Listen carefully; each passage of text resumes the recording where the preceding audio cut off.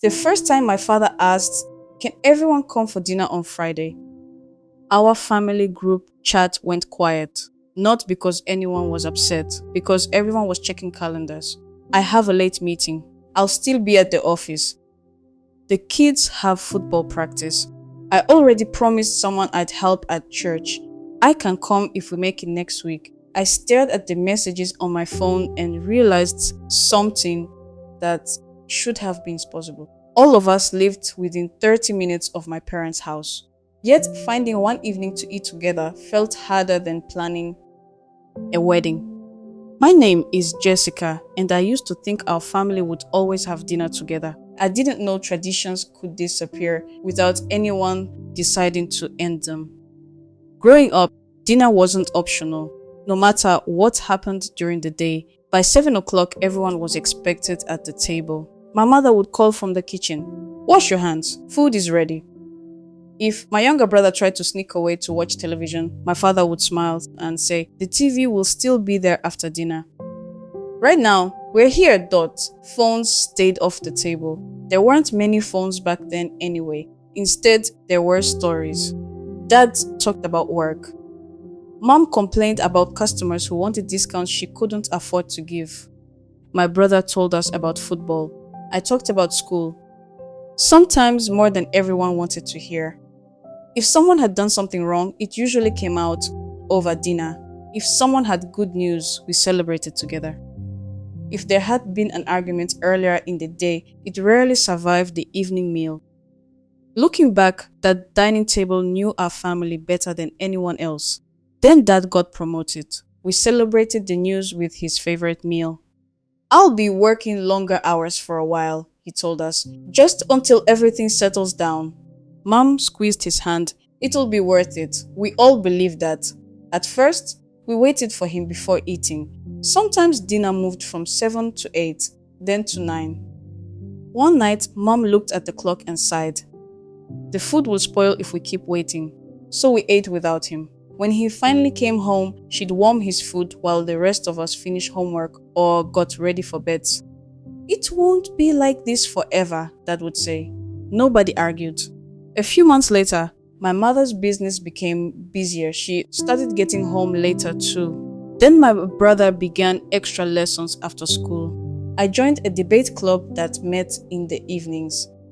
Without anyone announcing a new family rule, everyone started eating whenever they could. One afternoon, I came home hungry, served myself from the pot, and ate alone in the kitchen. Halfway through my meal, I realized I hadn't spoken a single word. The only sound was my spoon against the plate. It felt strange. A week later, it felt normal. The dining table stayed clean because hardly anyone used it. Sometimes Mom folded laundry on it. Dad spread work documents across it on weekends. At Christmas, we cleared everything off and remembered it was actually meant for meals. Years passed like that. We still loved one another. We just stopped sharing the ordinary parts of our lives. One evening, my brother called me. "Did you know Dad has been having back pain?" "What? Since when?" "For months." I was embarrassed. I spoke to my father every week. How had I missed something that serious? Another time, my mother casually mentioned that my brother had been interviewing for jobs abroad. I nearly dropped my cup. "He's leaving?" She looked surprised. "I thought he told you."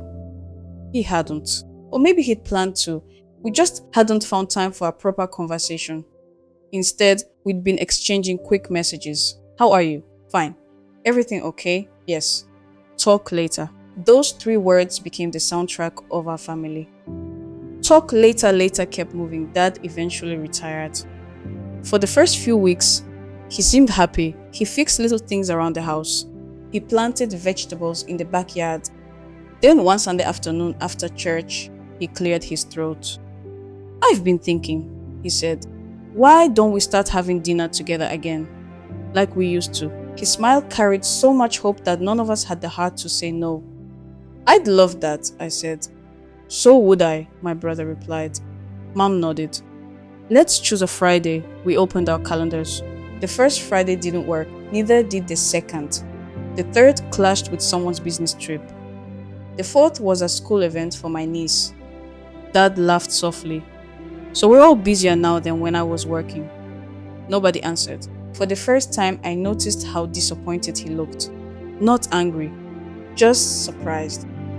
As if he'd assumed returning to the old days would be simple. A week later, I stopped by my parents' house unexpectedly. Dad was sitting alone at the dining table's covertio with a cup of tea, not eating, just sitting there. One chair was pulled out, as though he'd expected someone to join him. He smiled when he saw me. I was remembering how noisy this room used to be. I looked around. The table that had once been too small for all our conversations suddenly seemed far too big. That evening, I sent a message to our family group. No excuses. One dinner every month. We pick the date in advance and protect it. My brother replied first. I mean, my mother sent a thumbs up. Dad simply wrote, "Thank you." Our first monthly dinner wasn't perfect. Someone arrived 20 minutes late. One of the grandchildren spilled juice. My nephew reached for his tablet before eating. Dad laughed.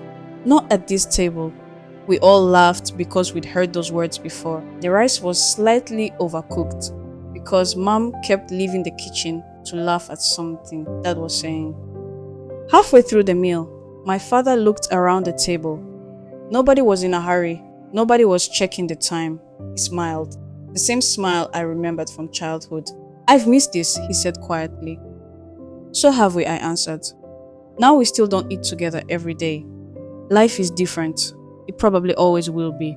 But once a month, no matter how busy we are, that table fills up again. We tell stories, we tease one another, we catch up on the things that never fit into text messages." For years, I thought the most important part of dinner was the foods. I know better now. The meal was only the reason we gathered. The conversation was what kept us a family.